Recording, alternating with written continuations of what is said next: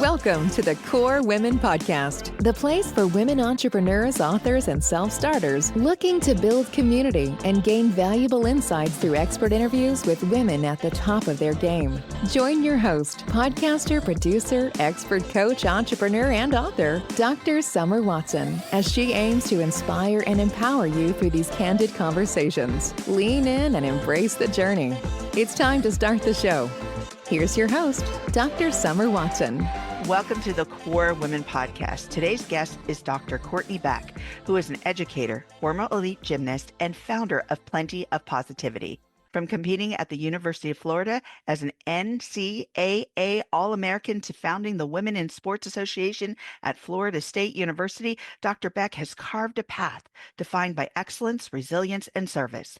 She holds a PhD in sports management, an MBA, and multiple degrees in communication and advertising. And today, she applies that experience to teaching, mentoring, and creating community. In this conversation, we explore what it means to follow your own unique path, but fearless momentum in creating space for others to thrive. That's what she's great at. So whether you're navigating your next move in life or leadership, Dr. Beck's insight will inspire you to move with purpose and positivity. Welcome to the show, Dr. Courtney Beck.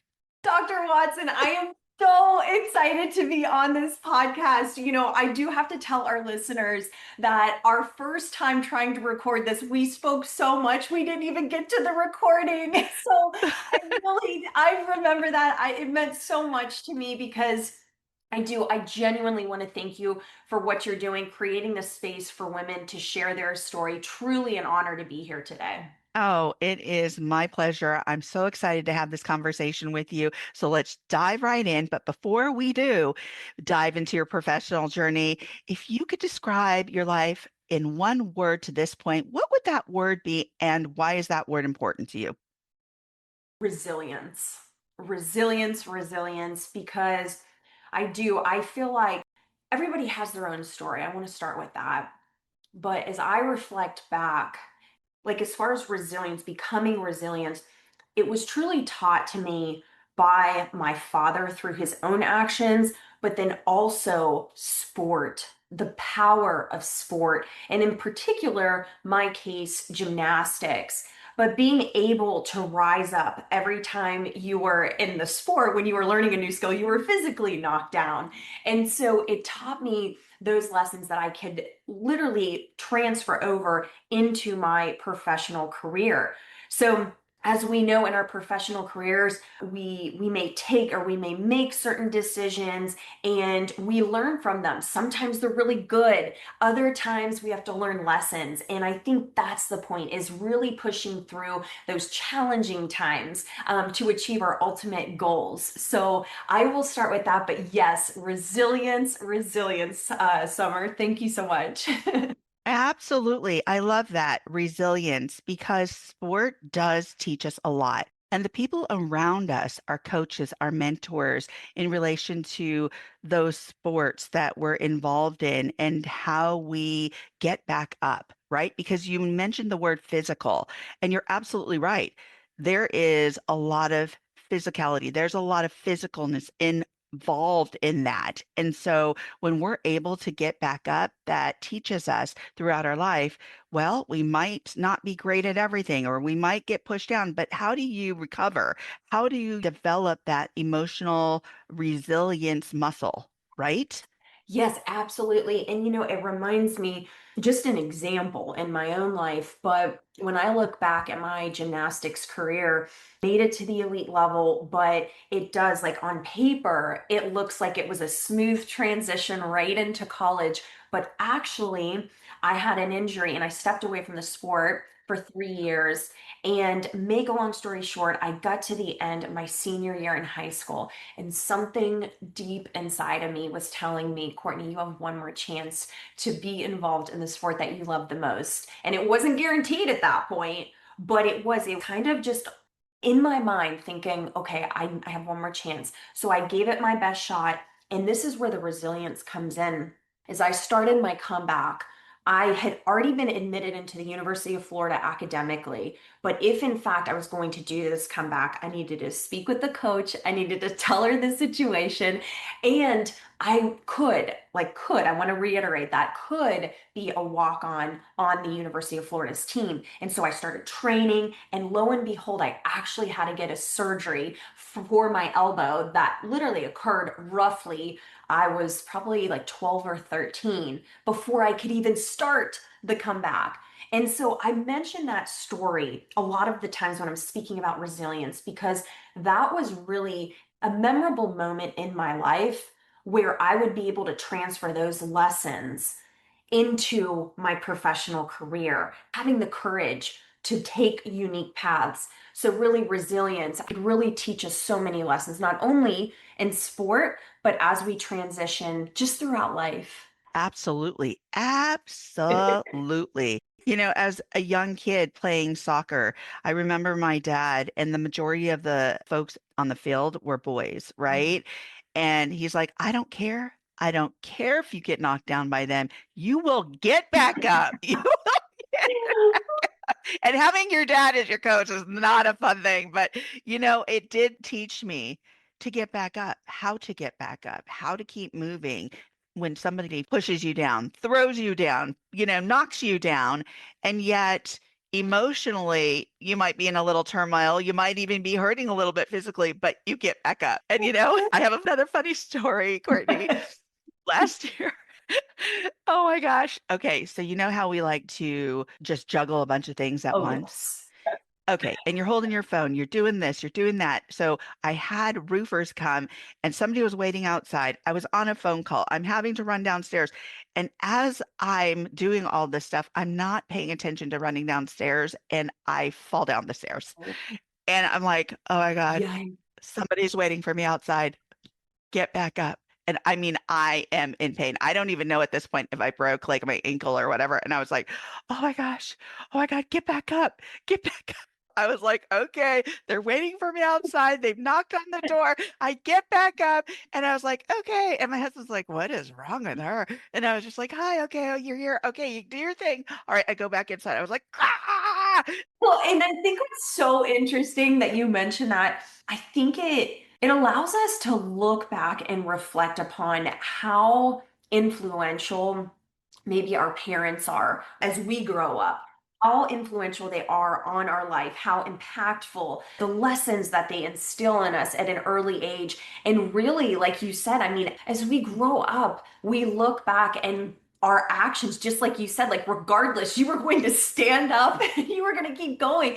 It's a lot from that foundation that's really built, and how we transfer into our own actions as grown adults. So I really do, like, as you were mentioning that, I'm like, it really does. It starts from the beginning. It does. It starts from the beginning. I think I broke my toe. I actually broke a toe. So, we learn these lessons and we learn to strengthen that resiliency muscle. So, let me get to my next question. Your career has spanned elite athletics, business, academia, and podcasting. Can you share a bit about your journey and what drove you to follow such a multidimensional path? Oh, absolutely, Summer. So I'm really, really passionate about this. I feel like, as I look back from the very beginning, I was always interested in so many different disciplines. So when we look at my undergraduate degree, I got an undergraduate degree in advertising. And at that point of my life, it was really interesting. I get out and I did not know exactly what I wanted to do. My father was in medical sales. And so that was kind of always floating in the back of my mind, just because, you kind of grew up with it, and or at least the lingo, should I say. And so there I was at home. I ended up going back into academia to really to figure it out. And I got a master's in communication. And I felt like communication is very applicable, of course, to a multitude of different disciplines, different industries that could be applied at least. And so that's really when I started appreciating education.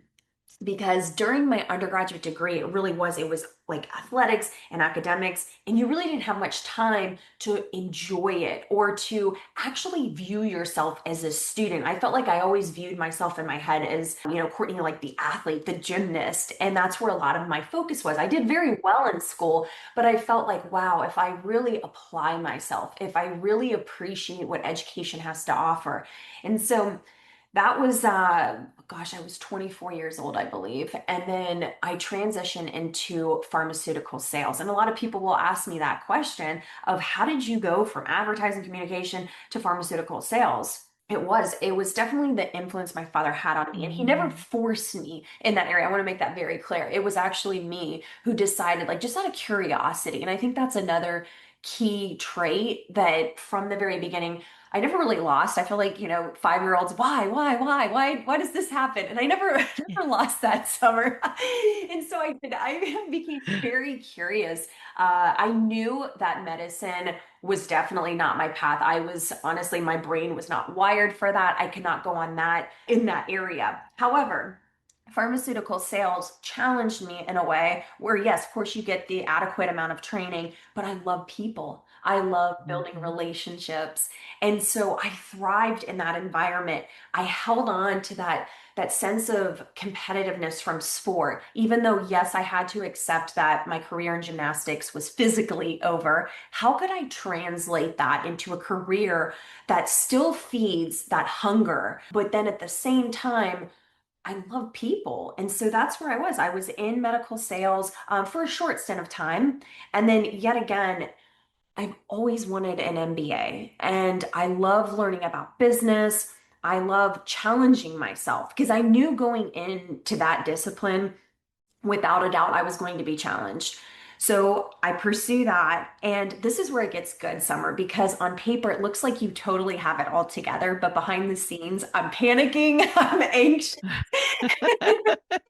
So there I was just finishing my MBA program. It's in fall of 2018 and it's about October. I think it was like September, October. And I remember I had thought in my head, I'm like, okay, maybe I want to go into sport now. What does that look like? Do I work in an athletic department? Oh, wow, there's a sport management conference at Florida State University where at the time I was pursuing my MBA. So I was like, why don't I go over there and just see what it's about? So I did. I put myself in that environment. And that's where, we spoke about a little bit just at the beginning, but having the courage to put yourself out there. I'll be honest with you, that particular conference I remember was a lot of undergraduate students, maybe shifting into their master's degree. Maybe they were currently in their master's degree, but majority were like early 20s. I, on the other hand, was in my late 20s.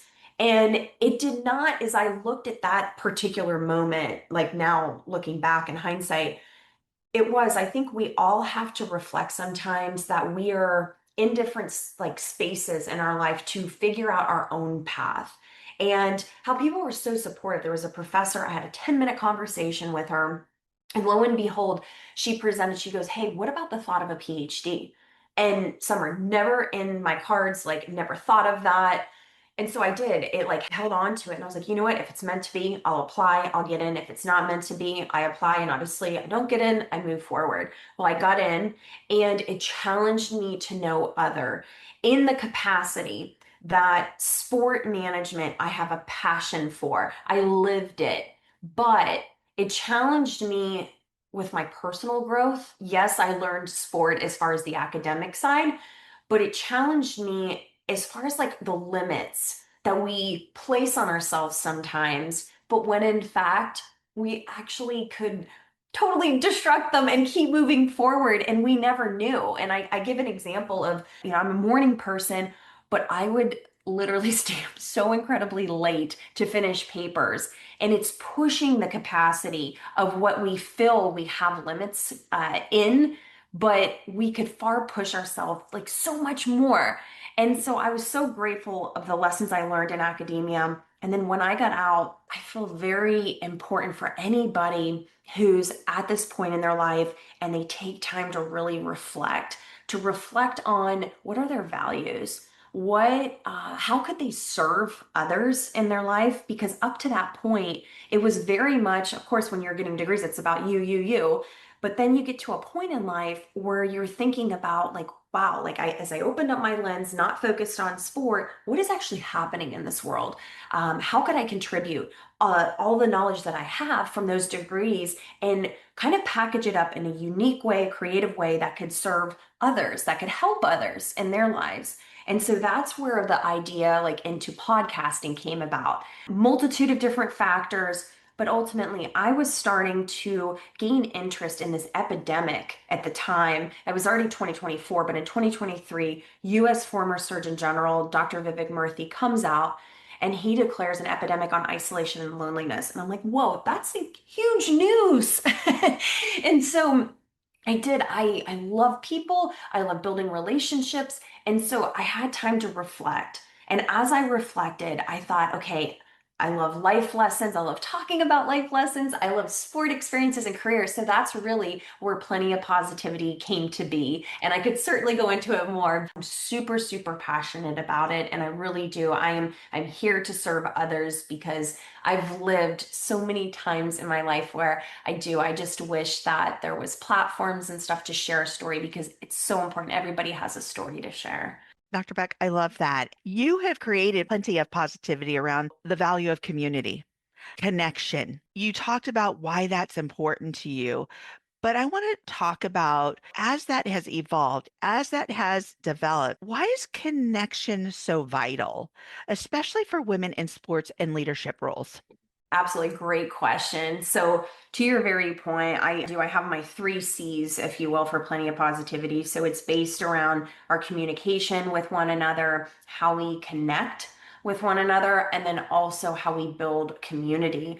And it really does, it starts with our communication with one another. You look at how many different modes of communication we have to speak to one another: texting, phone calls, Zoom sessions. We could be in person. And that's really where I pride myself. Anytime I could be in person, I'm always in person because, and this is even into teaching, the idea of the social cues, right? So it's not just all about how we speak verbally, but it's the nonverbal cues that we could certainly miss when we're texting, when we receive a text and we're like, whoa, where did that come from? You're not witnessing all of the context.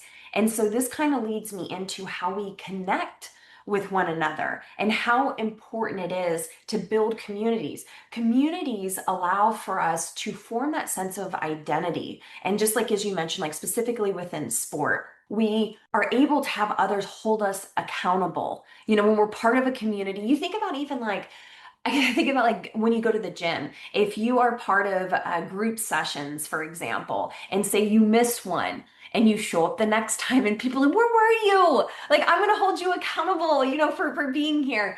And so I do think that all of those C's, they contribute to one another upon building what is that like positive community. And that's kind of directed to Plenty of Positivity. But absolutely, this could relate to sport with particularly women, pulling women together, supporting one another. And that part, I do want to like spend time on the ability to develop and to mentor, especially young women.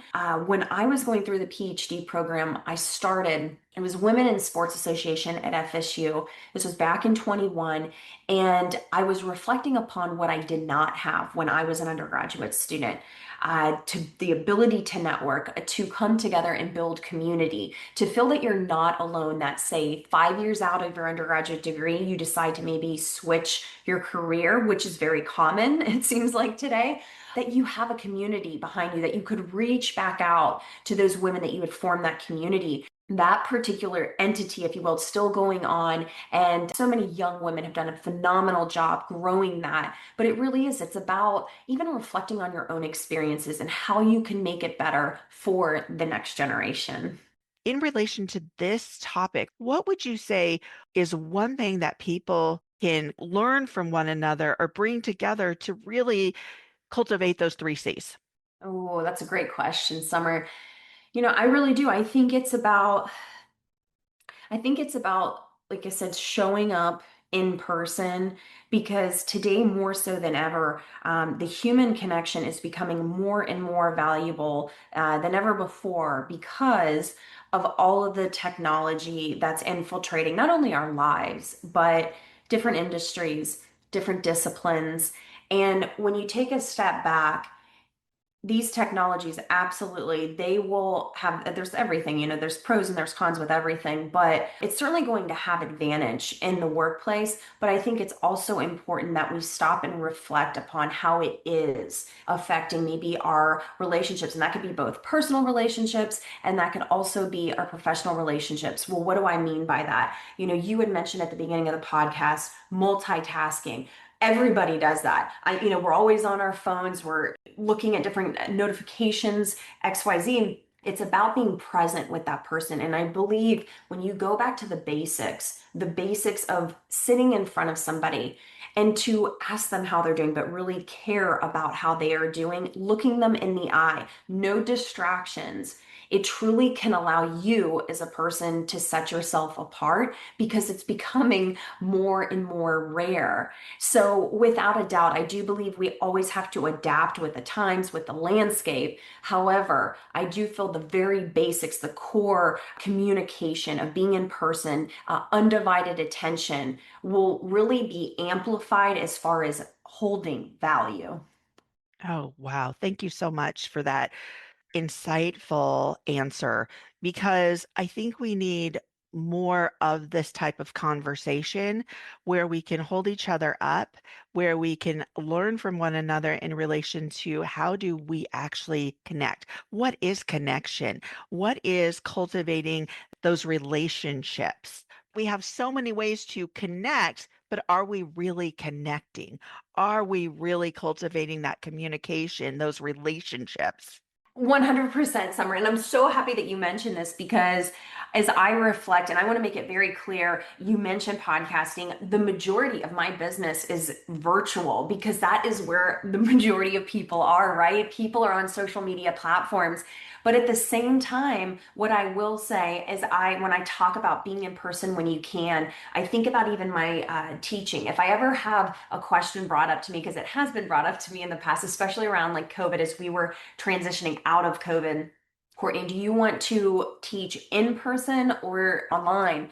For me, the way I teach, the way I interact with others, I personally feel like I have a strength in person to connect with others, to be, like I said, just focusing on the eye contact, the undivided attention. We shift over into not only just teaching, but into like the podcasting, still having those connections, but then also, what does it look like to be in a physical space? Well, that's where maybe keynote speaking comes into play to verbalize the importance of life, sport, and career, and ultimately the three C's. So you have to be able to balance it just in the world that we live in and being mindful of that where everybody is. But then also, there is nothing more valuable about somebody sitting in front of you, caring about you when you're going through difficult times. You think about our personal lives. Like I said, when the phone is nowhere to be found and you are one-on-one with your husband, your wife, your significant other, your friend who shows up at a restaurant saying, you know what, I want to speak to you in person. I want to hear you out.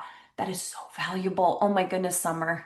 Oh, it is. It really, really is. And I've taken many of my online friendships offline and we've met in person and we've connected and grew that relationship. And to this day, we schedule time to talk, even if we can't be together. And so in person, but we love being in person. And it's something that I learned just as an aha moment, like this year, my goal was take it offline summer, like go offline and be in those groups. But I have to give a shout out to Women in Change because that's where Dr. Beck and I met. And when I saw her present in the first meeting in the Women in Change meeting in US, I was like, yes, I need to know Dr. Beck. We need to talk. Really humbled, Summer. Oh my goodness. I to first begin, I want to thank Dr. Megan Waldron, who's the director there with Women in Change USA, for allowing me that opportunity to meet people like you. And it's like I said it at the beginning of the podcast. I didn't really expand upon it, but Summer, I mean, we like instantly clicked. We clicked so much that we couldn't even record the podcast because we spoke about an hour and a half. Before we recorded. And so it's in those moments though, when you're able to have that interpersonal communication, how valuable that can be today. Absolutely. And I have to laugh because in all of the 8 years that I've been running this podcast, I've never had that situation where we talked so much that we couldn't record. And I had back-to-back meetings that day. So I was like, dang it, we can't even record. Okay, we're going to have to reschedule this. That has never happened to me. So I was just like, oh man, we were really into it and we just couldn't stop, which is fantastic. That's connecting. That's cultivating those relationships. We have covered so much from your journey to resiliency, to the 3 C's, to relationship building, to podcasting. We've covered a lot. So, as we come to the close of the interview, my last question is for someone trying to build confidence or chart their own path, what's one piece of advice or encouragement you'd leave with them today? Oh, excellent question, Summer. I look back and I feel confidence really begins with taking action. And it's in those small steps that we take. It's not about taking those large steps and wondering, wow, I just started this. I feel like when I look at, everybody else, they're so far ahead. No, it's about focusing on you, setting those short-term goals, setting those long-term goals. And ultimately, I think this is so important as far as gaining confidence, but always resorting back to your why. Why did you start, for example, Plenty of Positivity, Courtney? It's about when those tough times arise, when those challenging times arise. That is where you get that fuel again to take that next step, to be courageous, to put yourself out there. And I want to make this very clear.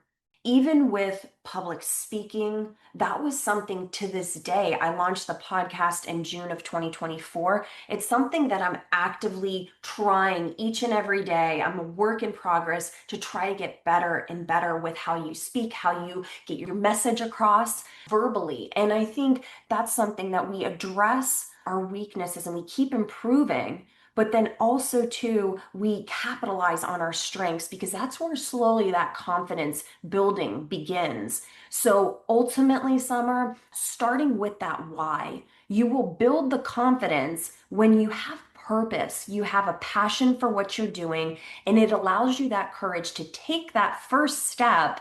And then you start gaining momentum. And that's really how the confidence starts building. Take action and keep going, small steps at a time. Mm. Mic drop. I love it. Thank you, Dr. Beck, for joining me on the Core Women podcast today. Summer, I just have to say, first off, thank you so much for allowing me to come onto your podcast to share, just the story, but the insights, being able to connect with women. And like I said, I really do. I think it's about taking that unique path, having the courage. I just want to leave the audience with one thing. Truly, truly an honor to be on this podcast and to share this. But even when it comes to confidence, something that allows me to always take a step forward is the belief that, God willing, I'm sitting in a rocking chair, 80 years old, Summer, bear with me here. But I look back in hindsight and I think about, wow, this idea popped into my mind. Did I take action on it? And that's really what motivates me today is stop, reflect upon where you desire to go and taking action so that when you are, God willing, sitting in that rocking chair, so to speak, you have no regrets. And so I just want to say that, Summer, truly an honor to be on this podcast and to share this conversation with you. Oh, this has been an absolute treasure of a conversation. I have enjoyed it so much. We could go on and on. Really, we could. I feel like I could, respond to that, but I'm going to leave that there. So you folks out there listening can connect with Dr. Courtney Beck on LinkedIn, follow her podcast on YouTube called Plenty of Positivity, and check out her website at www.plentyofpositivity.com. Thank you for joining us on the Core Women Podcast with Dr. Summer Watson. We're so glad you're here and would love to connect more with you. Find us on Instagram, Facebook, and YouTube at Core Women, and on Twitter at Core Women 1. For more about Core Women and Dr. Watson, visit corewomen.com. Want more support and resources for amazing women like you? Great! Join Dr. Watson and Jen Fontanilla at the Life, Love, and Money Collective, a Core Women production that aids in understanding the key traits that might be getting in the way of living a life that you are absolutely passionate about. Connect with Summer and Jen and find out more at thelifeloveandmoney.com.